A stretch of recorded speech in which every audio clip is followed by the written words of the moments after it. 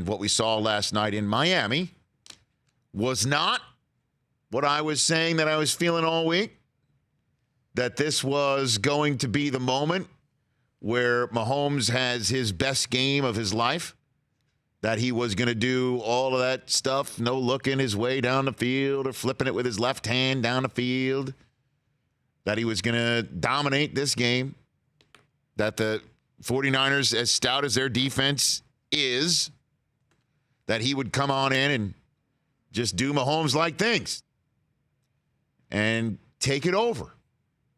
And it would be the biggest night of his life, and he would be the face of American sports. I went all in, as you know, last week. It was super hot. And the super hot one, as you said, which I have been told Jimmy Johnson echoed on Fox's pregame show. Oh, interesting. Is that Mahomes may just be the most talented quarterback to ever play in a Super Bowl. And Jimmy, as you all know, has been anointed by the Pro Football Hall of Fame as worthy for induction. So here are the 49ers, 1 year removed from being a 4-win team with the second overall pick in their back pocket, because their 4-win season was aided and brought about by the fact that their quarterback, who they gave franchise dollars to despite him not having a full regular season body of work, he had his knee blown out. That team entered last night's Super Bowl up 10 points. San Francisco 49ers, 1 year removed from being a 4-win team with the second overall pick in the draft, and their franchise-paid quarterback coming off of an ACL surgery. That team with that quarterback, and with the number 2 overall selection being turned into the dynamo that's Nick Bosa, that team with Bosa barking at Eric Fisher as they got the Chiefs off the field, that team was up 10 points going into the fourth quarter. And that team intercepted Patrick Mahomes for the second time on the night. And that team was up 10 points with 9 minutes to go. Dude, I mean. And that's when Patrick Mahomes, on 3rd and 15, with a punt that seemed to be more likely than not, that would more likely than not give the ball back to a team with one of the best run games we have seen in quite some time, and a 2-possession lead. Essentially, the Super Bowl being a wrap on the line. And what does Mahomes do? He pulls a Mahomes throw. 44 yards to Tyreek Hill, who is talented. We all know him. Look, the weapons he has are the envy of many quarterbacks in this league, including one that was on the field in an NFL 100, what would you say, maroon jacket. Okay. Hill, Kelsey, Watkins. I mean, that's 3 of the best right there at those 2 wide receiver and tight end positions. And Damian Williams, being a grown-ass man, meeting the moment himself. But Mahomes, 44-yard throw, 3rd and 15. How many times do I say it? What happens? Normally, what would be the death knell for a team? Normally, what would be the hindrance for a team? Normally, what would be a speed bump, trip up, however you want to put it in terms of the significance of a whole or the significance of a team's deficiencies. Mahomes makes up for it. And that throw, you could see, sent a jolt throughout the entire team and the entire Super Bowl. Because they scored 21 unanswered points after that throw. 21 unanswered points after that throw. Down by 10, win by 11. The Kansas City Chiefs, with 9 minutes to go. Well, 50 years and counting for this team. Well, Andy Reid, once again, big spot.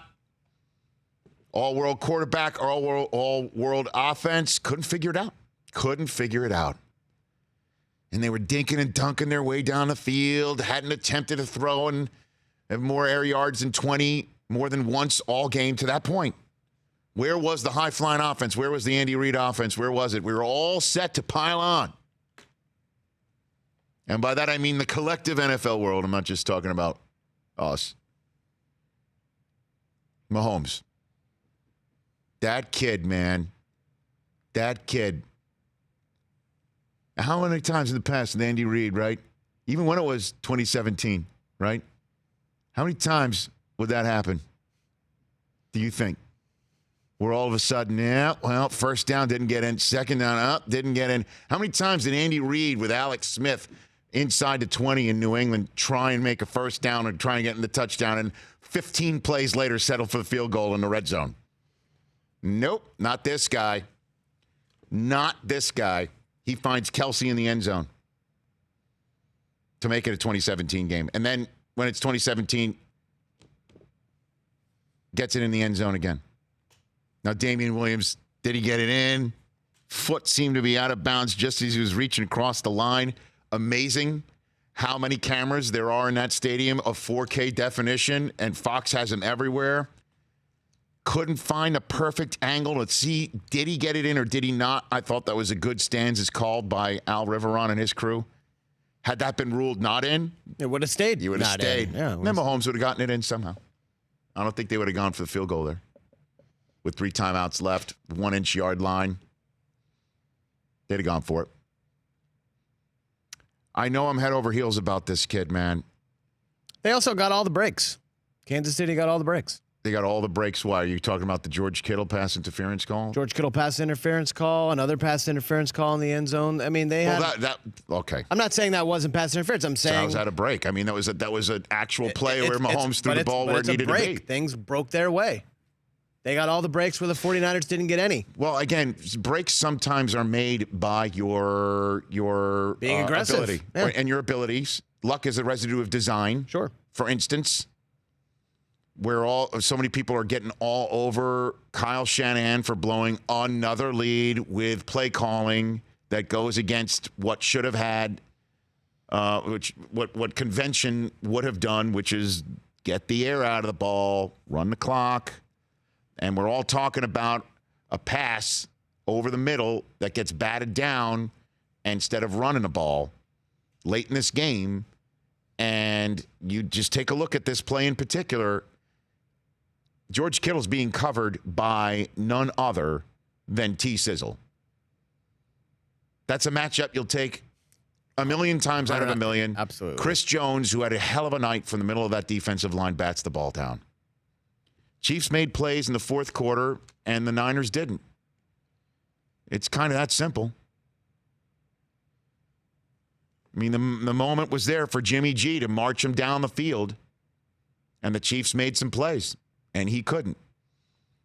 They dial it up. Kyle Shanahan dials it up to have Emmanuel Sanders run a deep route right towards the end zone, 2 guys bracketing him. Sanders gets open. Jimmy G goes for it instead of taking whatever underneath routes that were open. He goes for it, and he airmails it by about a yard and a half. It's not an easy throw to make, certainly with the Super Bowl on the line, but it was there. It was there. He was there. Open. It was there. That's ball game. And then Shanahan, again, he rolled the dice. He calls it up, dials it up. Couldn't make the throw. If he makes the throw, we're talking about him like Steve Young. We're talking about him like Montana.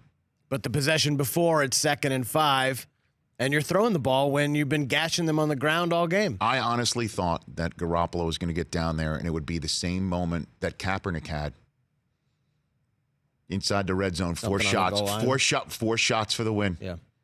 4 shots for the win. And the Ravens, as we all know, stood. They're still saying that there was defensive pass interference in that end zone on Crabtree. But the Chiefs got it done, man. For more of The Rich Eisen Show, tune to Audience Channel 239 on DirecTV for free on BR Live or download the Rich Eisen Show app.